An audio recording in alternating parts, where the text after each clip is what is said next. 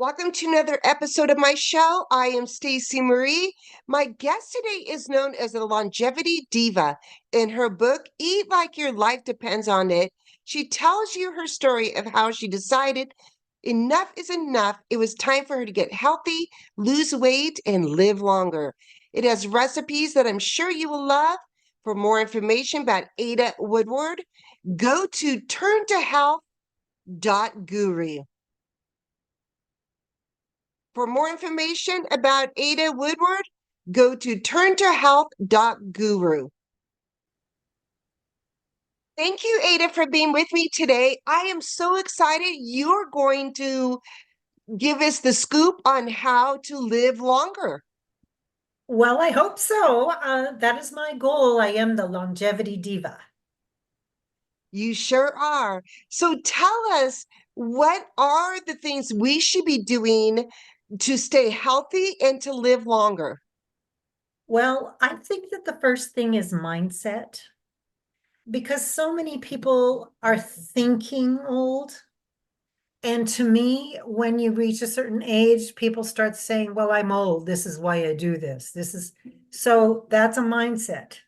It's important to change your attitudes and mindset so that you have better outcomes for your overall health and wellness. And I agree with you because we get to that point, we see, like, for example, our parents, we're like, oh, well, my parents, when they were my age, oh my gosh, I'm going to get the same symptoms that they are, because Mhm. sometimes we do get them generations, but we can stop that. Absolutely. And diseases tend to run in families because eating habits run in families. Yes. So that is my goal also, in addition to the mindset, is to help people transform their life through eating better, healthier foods, limiting certain kinds of foods, and possibly even eliminating some food-like substances. And I love to teach about how we should be eating from the perimeter of the grocery store and not the middle of the grocery store. Well, that's interesting. It is so easy to go to the grocery store and go, you know what? I'm going to buy that can of vegetables, can of fruit, box like jambalaya or something like that. It's so easy because we live in a world where people just, they don't, they're in a hurry. They don't want to take time to cook and enjoy their meal. That's another problem too, is that mindful eating that we need to, and even I constantly have to focus on. And being in a hurry is not always a good thing. We live in a very chaotic world, and people are constantly under stress. And so that's another tip that I like to teach is about not only the mindfulness when you're eating, it's just mindfulness in your day-to-day activities and creating an experience in your life of just being able to live in the moment and enjoying the moment. Now, why do people, and I'm asking this because I don't understand this, and why do people don't want to take out the time? Because in Europe countries, they take their time sitting and eating at the table, enjoying conversations, and they tend to love the food that they're eating versus here in America. Why is that, do you think? I think we have a tendency because of the chaos that we live in constantly, um, is to not use food as fuel. We use it for not only entertainment, excuse me, and we also use it for emotional support. It's not it's not therapy. Food is not therapy. And a lot of people use food as a substitute for that. But what I think is too, it's the culture that we have created. Mm. We have created a culture in this country of being number one, getting things, lots of things done, multitasking. And like I said before, and not living in the moment. So that's really important. And I wanted to kind of jump to your book, Eat Like Your Life Depends on It.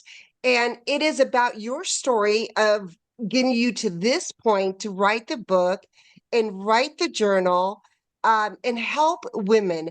So tell us your story. Okay, well, I've had struggles with my health on and off most of my adult life, mostly on. I do have a family history, specifically the worst on my father's side. He was one of nine, and almost every single one of the nine kids have type 2 diabetes, some kind of heart problem, health problem, whatever. My father suffered and died from heart disease, but was a type 2 diabetic most of his life. Some of it he had control over, some of it he didn't. But he ended up having a lot of medical issues because he just didn't eat right and take care of himself like I'm trying to teach people to do now. So I found in my late 30s, early 40s, I was starting to have some of those same symptoms and going to the doctor, and the doctor getting on my case about if you don't lose the weight, you're going to end up type 2 diabetic. And I had also had with my last pregnancy gestational diabetes. So if diabetes runs in your family, you've had type 2 diabetes, or excuse me, gestational diabetes with any pregnancy. This is obviously for women. If you're over 40 and overweight, those are key factors that make it so that you're more apt to be at risk for developing this terrible disease called type 2 diabetes. So, yeah, I didn't want to be that person. I want to live a life of vibrancy and health and just feed my body with good nutrients. I'm not perfect. There's no way I can't be perfect because I live in an imperfect world, but I do my best. So, yeah. Um, but back to my story a little bit. With that gestational diabetes uh, situation that I had, I was able to maintain my blood sugars just fine because they gave me a very specific diet to follow. And I have to tell you, out of my three pregnancies, and that was my last one, that was the best one I ever had. I didn't have any problems. The traditional heartburn, and ladies' hemorrhoids and morning sickness and all the things that come with it. I had a nice thin body with just a belly on me, and everybody was just like so surprised. I didn't gain the usual 60 pounds with that pregnancy. And my blood pressure was good, and so it was actually kind of a blessing in disguise. But even though I had the tools at that point, and I was 35, I still didn't focus on my own health. And I write about this in my upcoming book about how a friend brought me a dozen chocolate covered chocolate donuts after I had the baby because I had been without a lot of sugar for several months. And of Mhm. course, right then I was just back eating my old patterns, right? So the weight just fluctuated. I lost over 50 pounds with the Weight Watchers program. And I even worked there and I still couldn't keep the weight under control. And so finally I knew a friend that was really into health and wellness. She had me watch a couple of movies and I was convinced that I needed to become a vegan. At that point, I still wasn't quite committed, even though I did the vegan thing and I looked pretty good. I kept my weight off for the most part. I still found myself eating junk, eating things I shouldn't. Next thing you know, I'm eating eggs and fish and chicken, and then I'm eating cheese and anything else I want. So it still hadn't set in to my brain yet. But then I got very, very sick after retirement, found a new doctor. She really set me on the course of getting my health in order because she's more of a functional doctor. She's not one of those that gets the prescription pad out right away and Right? starts, take this, take Yeah. this. She will look at the root. She will give you some healthy lifestyle suggestions, get you on some herbs, whatever it takes, right? So I got better and but I still kind of struggled a little bit with my weight. And I found this woman on Facebook. She had been recovering from breast cancer and was completely 100% whole foods, plant-based, no oil, no cooking oil. And I started following her and I watched her for probably about a year or two. And then the next thing I knew, I decided I need to do what she's doing because she's got the information that I need. and I signed up for her program, which wasn't cheap. It was a 12-week program, and I was astounded at the results that I had with eating this way. So now I was able to get the weight off, keep the weight off, provided I really watch my fats, because that's the area where I struggle the most, is like the peanut butter and the nuts and things like that. Mm. So if you're eating a lot of fats, you're going to be, I mean, even though they're healthy fats, you still, when you have a certain predisposition for diabetes, it's really not a healthy way to go. So now And I teach it. Go I ahead. do want to ask you quickly, you mentioned oils. Are there any specific oils that you recommend that we can use in our cooking? Actually, no. If you follow No. Dr. Caldwell Esselstyn, he is a cardiologist. He's written some books. He and his wife and daughter, uh, they also have books out and videos and all kinds of things. They do not eat any cooking oils, not coconut oil, not olive oil. It doesn't matter. No oils. What happens is those oils get into your bloodstream. Those are the ones that cause the damage to the endothelial lining of your blood vessels. It's kind of sciencey. Yeah, it is. I didn't Yeah. even know that. Most people don't. Most people think, oh, the Mediterranean diet, you should be eating all of these cooking, Right? olive oil is so good for you. Well, if you hear and listen and learn about the diet, they are healthy in spite of the cooking oils. They would even be healthier provided they didn't have those at all. And there's so many ways, and I have a online program that explains exactly how to cook your food without using cooking oils. You're basically going to be using veggie broth or a little bit of water or something else. And there's no frying, because frying also is not helpful. Oh, Any wow. kind of I didn't fried even foods. know that. Oh, this is Yes. great information. But I do want you to finish your story because I interrupted you. So finish it a Oh, little bit. it's Oh, that was okay. it? So once I started eating this way, the Hmm. first week, we had an earthquake here. It was right after COVID started. And we also had an earthquake, and everybody in Utah was like, oh my gosh, the world's coming to an end, blah, blah, blah. And I got on the scale and I had lost 5 pounds that week. 5 pounds. And I was like Yay. so excited. I was more excited about that than I was the earthquake or anything else. And what's interesting too about eating this way is the first thing that happens is your mind starts to clear up. So what happens is the blood flow is better. You start thinking more clearly. Your moods transform like within a short time, almost instantly. Um, and you just start feeling mentally and emotionally better. And I've actually done some research of my own to discover that I'm not the only one. I actually was doing some cooking for a client, and that was the first thing she said to me that she noticed was that she felt like she could think better and her moods were better. And I Oh, attribute that to the lack of oil, the lack of all the fat, and the fiber. oh, wow. So, yeah, so fiber is a huge part of this whole program. And we're not talking about the orange powder, that grandma mixes in her water Yes. and drinks at night because she can't go. This Hmm. is whole food fiber. This is fiber that you get from your food. It's soluble and insoluble, and it helps you in your digestive tract, your whole gut health, everything is transformed. So, have you ever heard of the mind gut connection? Yes, I have. So, there you go. When you have a good gut, you have a good brain. So, when you're feeding your gut properly, everything works better, It right? makes sense because your gut and I mean, when you're hungry, you feel it in your gut. And when you Mm-hmm. don't feel good, like emotionally, mentally, it's in your head. And Yes. so it does make sense. You got to take care of the both, Mm-hmm. Yeah. both brains. Yes. Yes. Actually, they do consider the gut the second brain.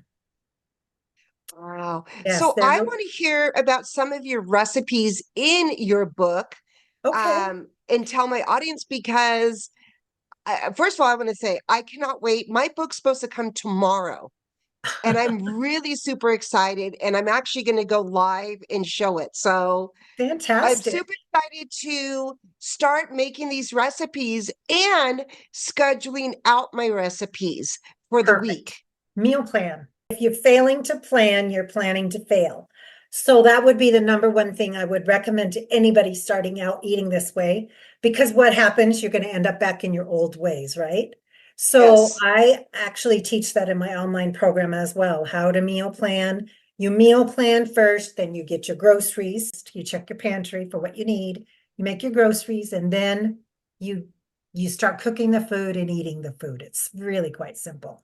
And all the recipes in that book, basic ingredients from any grocery store. Wow.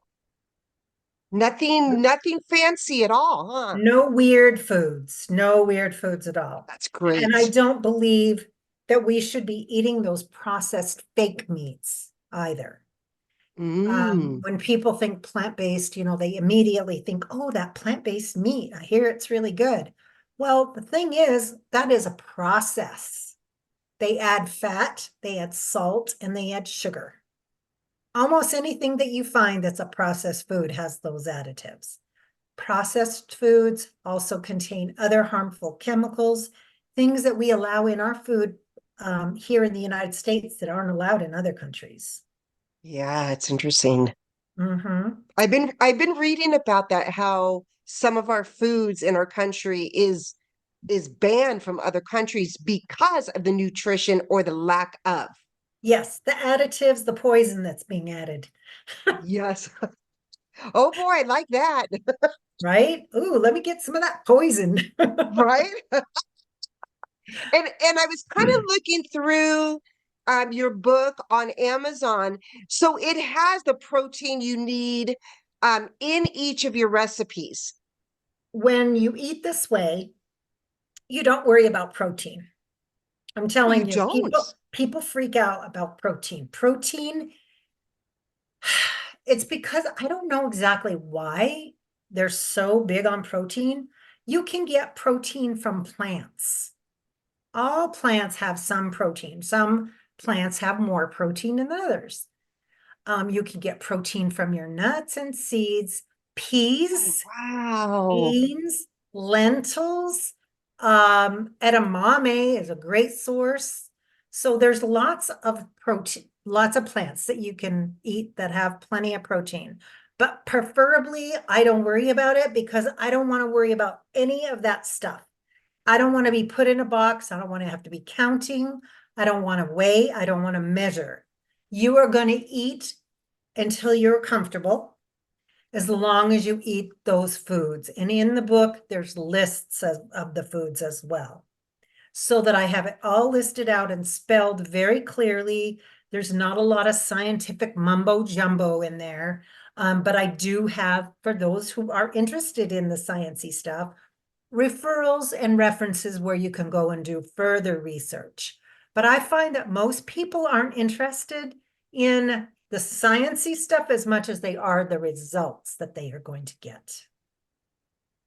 Well, and I like it because I tried to lose weight years ago and I was not good at this. I had to get a small scale, at my house, in my kitchen, and I'm sitting there measuring things out, every little food It's down to the stressful. wire. It's It's so hot, it's stressful. horrible. I talk about that in the book too, because it is stressful. It adds, and you know what stress does? It makes you retain weight. Yes. So when this is a life of freedom, eating this way, it is a complete life of freedom. No more measuring, counting, weighing, worrying. Am I getting enough this? Am I should I write that down? Should I track that? Am I getting enough protein today? No, Yes. don't even worry about it at all. If you're really into tracking, I do have a thing in the book where you can make copies of it and do little check marks. But technically, I don't. If you're one of those obsessive compulsive types, You can do it if you want to, but I wouldn't highly recommend it. I think and I have to say this, I think it was disappointing to me was when I had a coach, it was like, well, this is what you can eat the first week. This you Yes. get the second week. And it was like, I went from like a small size, what I could eat, to was like, that's all I could eat, to Yes. like, and it's like almost like I'm growing up, like, oh, well, I've been a good girl and I followed the ingredients, I followed everything. And now I'm graduating to the next step. It was very mental exhausting for me. And it's Mm-hmm. probably with other women and men as well, Mm-hmm. especially women. Oh yeah. Yeah. Men seem to be able to lose weight a lot easier than women also. Having to do with their muscle mass, right? So Yes. when you have more muscle, you get to eat more.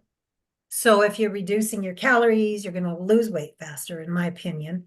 So yeah, that's just the way it goes. So Oh I'm my gosh. I'm absolutely thrilled about the recipes in the book. But back to your comment about the recipes, the potato salad is an Ooh. extremely popular one, and there's no mayonnaise in it. And it's high fiber and it's Oh man. delicious. And people eat it just as a meal, potato salad, because it's made the recipe, the salad dressing portion of the recipe is made out of chickpeas. Ooh, I love chickpeas. Yes, they're very good for you too. Very good source of Yes. protein and fiber. I would like to kind of expound a little bit on fiber if we have a moment. Please Um, do. yes, fiber is very often overlooked as an important, and it is a very important nutrient. So what happens when we increase our fiber? Oftentimes people say, oh, I can't eat a certain kind of bean, or that's too much fiber, my gut won't take it. You have to increase it in slow increments. You cannot cannonball into a high fiber diet. Literally, you have to go baby steps in like the low end of the kiddie pool, right? You got to walk in slow. Mm-hmm. So, because your gut is going to have a reaction because it's not used to it. Also, beans. I used to have a problem with garbanzo beans or chickpeas because they would gas me up something terrible. I would just like blow up like a balloon.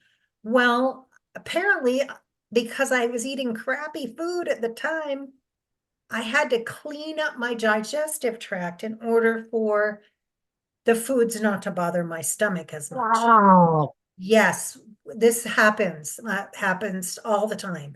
When you clean up your diet, you start to be able to eat things you've never been able to eat before. Same thing with bananas. I used to struggle with bananas. I mean, I couldn't even take a tiny bite of one without it causing horrible gastric disturbance. And now doesn't matter. I can eat them anytime, day or night. So, yeah, it's a gut health issue. Well, I want to ask you, how do people go to sign up to hire you to help Mhm. them in the process of losing weight and getting healthy so they can live longer? Perfect. There is my website. It's www, obviously. Yeah. And it's my business name is Turn to Health, just the way it sounds, Turn to Health. And it's dot guru, Ooh. GURU, instead of net or org, it's guru. So make sure you go right to the website. There's a contact me link. You can contact me immediately. I'll get an email and it will let me know that whatever you're asking. There's also a freebie on there where you can get a 5 surprising things about emotional eating, which is a nice little handy tool to get. It's email to you directly. My book is for sale there, as well as my online program, which is called 5 Week Quick Start to Plant-Based Living. And it has videos, it has cooking demos, it has uh, lessons, handouts, and it has a PDF of my book. Um, what else? It's got all kinds of things in there, and you can email me, ask me questions, and I can assist you through that. So, yeah, I'd love to help anybody that's interested in learning how to live the best way that I know, and I think that this way of living is a great way to increase your longevity. And when I say longevity, I mean I want people to live happier, healthier in their aging years. Too many people are dying way too young, being Yes. diagnosed with illnesses that are completely preventable if they just start eating better. And it's never too early and never too late to get started. And I want to quickly, before we end the show, you have your journal. So tell us about the journal because I Yes. think it's very important that people journal on a daily basis, whether it's whatever it Mhm. is, how your day went, or right here about what you've been eating. So tell us about your journal. Okay, well, I have this cute little book. It's called Keep Calm and Journal On. It is Love it. available on Amazon. It is a workbook and a tool to help people learn how to journal, how to write up affirmations, how to manifest the life of their dreams through manifestations, or excuse me, through affirmations. And it also has plenty of space in the back for journaling anytime. And it's only $7.95 on Amazon. And I've created it specifically to help people. This is for anybody, any age. You can start in grade school with this. And if we all started in grade school by doing this kind of journaling, we would have a completely different style of world. I just know we would. Wonderful. Well, thank you, Ada, for being a guest on my show. With me today is Ada Woodward, and she is the longevity diva. Thank you, Ada. It's been great. Thank you so much. I Thank loved you for all it. the information. We all need to lose weight whether it's 5 pounds, 20 pounds. Come on, we could do it. You can. Thank you.